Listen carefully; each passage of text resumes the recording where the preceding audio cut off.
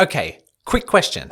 How many times have you gone online looking for running advice only to be left with more questions than answers? You're not alone. Right now, I'm looking at one of the most popular running websites saying heel striking is bad, and then another website saying it's totally fine. We also have some of the most popular running books promoting barefoot shoes. So why are the pros using bulked up super shoes?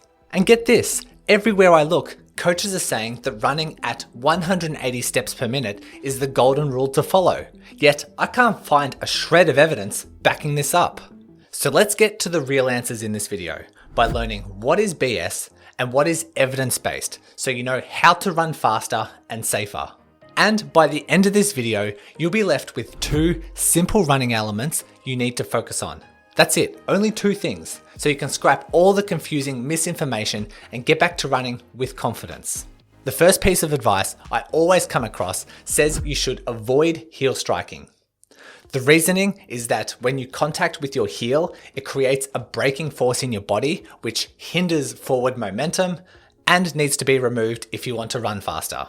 When it comes to heel striking and injuries, these websites will often show images like this, clearly demonstrating that heel strikers have a large spike of force when impacting the ground compared to non-heel strikers. However, let's see what the evidence has to say. Research by Peter Larson shows that heel striking is actually extremely common and present in 89% of marathon runners regardless of their ability level. That is the same percentage as people using the internet in developed countries. So right now you're probably thinking, okay, but just because heel striking is extremely common doesn't mean it isn't bad for you. That's what I thought too. But Larson also found no link between heel strikes and marathon finish times. This is also supported by a review paper showing no difference in running efficiency between the 2 types of foot strikes.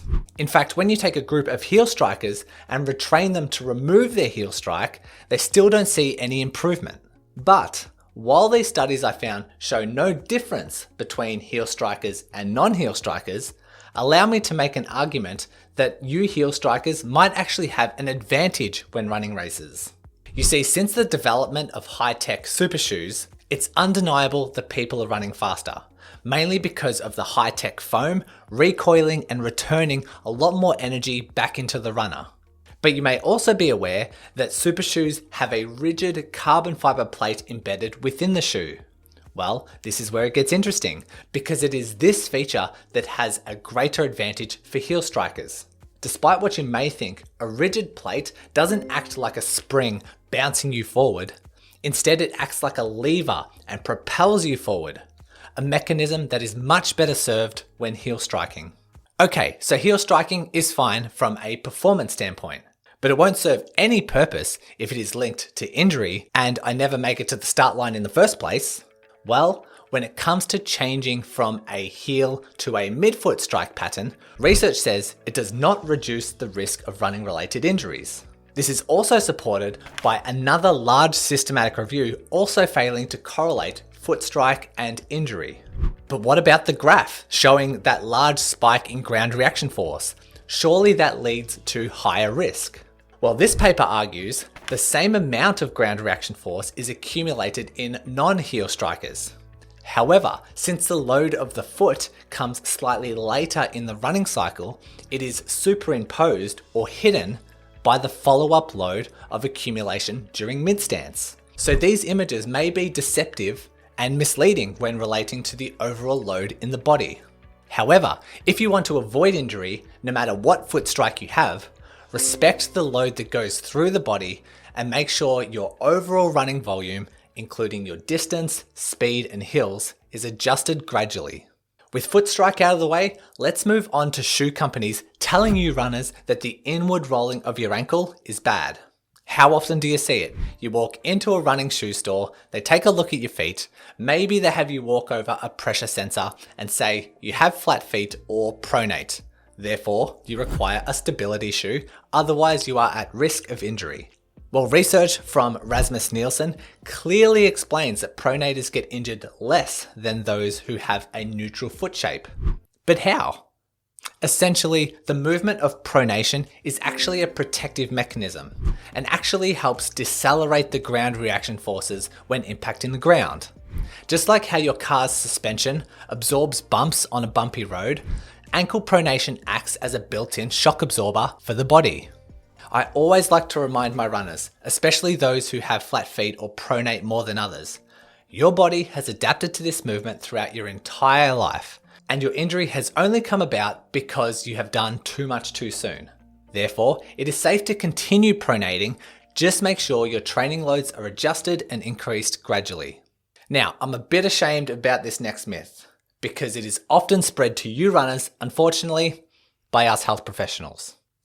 How many of you runners have had an injury and been told it's because you have a leg length discrepancy, a pelvic shift, or your glutes aren't switching on? But check out this study, which shows that 90% of the population have some leg length discrepancy, which on average is about 5 millimeters. So essentially, if health professionals go looking for a leg length discrepancy, odds are they're probably going to find it. But for a leg length discrepancy to start disrupting your running mechanics, you need a difference of not 5, but 20 millimeters. The odds of you having that is about the same odds as a regular golfer getting a hole-in-one in their lifetime, about 1 in every 1,000 people. And let's just briefly touch on being told your glutes aren't switching on. And I say briefly because this really gets me worked up and probably doesn't deserve much airtime. Stand on one leg, then hop on that leg. If you're not falling over, congratulations, your glutes are switching on, we can move on. The next myth is about your cadence, which is the number of steps you take per minute. And if you are a runner who tracks your cadence, odds are you've probably come across 180 as the magic number of steps to strive for. And for the research to support this number, I found nothing. In fact, the magic number actually emerges not through science, but through one running coach who just calculated the average steps per minute across his various athletes. But to find out exactly what cadence you should strive for, keep watching. So now that the common myths are busted, let's dive into the parts of running technique that are actually important. And remember, at the end, this is all going to boil down just to 2 simple areas of focus. The first big one that is important is an overstride. This is essentially making your initial contact with the ground too far in front of your body. If that's present, you need to correct it. In fact, research by Chris Brammer found reaching out in front of your body with a straighter knee and with your toes pointing upwards actually increases your risk of injury. So contacting with the heel is still safe. Keep that in mind. But you need to contact with the heel closer to your center of gravity. But keep in mind that all runners need to contact at least a little bit in front of your body. This is necessary to stay upright. And while there is no research clearly classifying how far in front makes an overstride, I'll make it simple by saying it is very difficult to run with an overstride when you are running at your optimal cadence, which I'll get to shortly. Chris Brammer also found a link with injuries and a forward trunk lean. So just try not to bend forward at the hips, and instead try and keep an upright chest. I also found this study that found hitting the ground harder and louder may be linked to certain injuries such as stress fractures. And conversely, another study that found a 62% decrease in injury rates when runners retrain themselves to run quieter, arguably probably changing their cadence in the process. But the next trait I want to discuss, no one is talking about, and it all has to do with your step width. This refers to the position of the foot in relation to the midline when viewed from behind. You can have a wide step width, a narrow step width, or even a crossover step width. A crossover pattern can generate unnecessary strain on the inside of your ankle, the shin, and the outside of your hip. We even have research to show that the more narrow your step width, the higher the strain on your ITB. There is no clear data on what step width is safe, and accurately measuring your step width does have its challenges. However, one insightful trick you can use is looking at the wear and tear patterns on the sole of your shoe. Often those with a crossover step width will have the wear and tear along the outside part of their shoe, because that is what makes contact first. But bear in mind, if you are not injured, you may not need to change your step width. However, if you are having repeated injuries on the inner ankle, shin, ITB, or the outside of your hip, there may be justification to correct it. Now, we cannot talk about running technique without talking about the contralateral hip drop, referring to the hip of the swinging leg traveling down towards the ground during mid-stance. Chris Brammer observed injured runners and healthy runners and discovered that with every 1 degree increase in your hip drop, raised the odds of this runner being classified as injured by 80%. But you're probably asking yourself, how can I tell if I have a hip drop? And what can I do to improve it? On top of that, how can I correct all of these elements that you're suggesting? Well, this is where my 2 simple areas of focus come in. First, if present and justified, correct any crossover step width, to which just consciously take slightly wider steps. The second is to increase your cadence if it is outside an optimal range. This is where the magic comes in, because adjusting these 2 things will automatically correct any overstride, increase the activation of your hips and knees to reduce any hip drop. It will help keep your posture upright, and you will naturally be contacting the ground quieter. But this is where it gets tricky, because everyone's ideal cadence is different.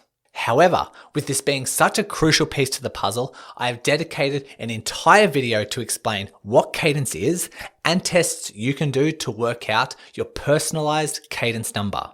So click on the video now and run with confidence, knowing your technique is on the right track.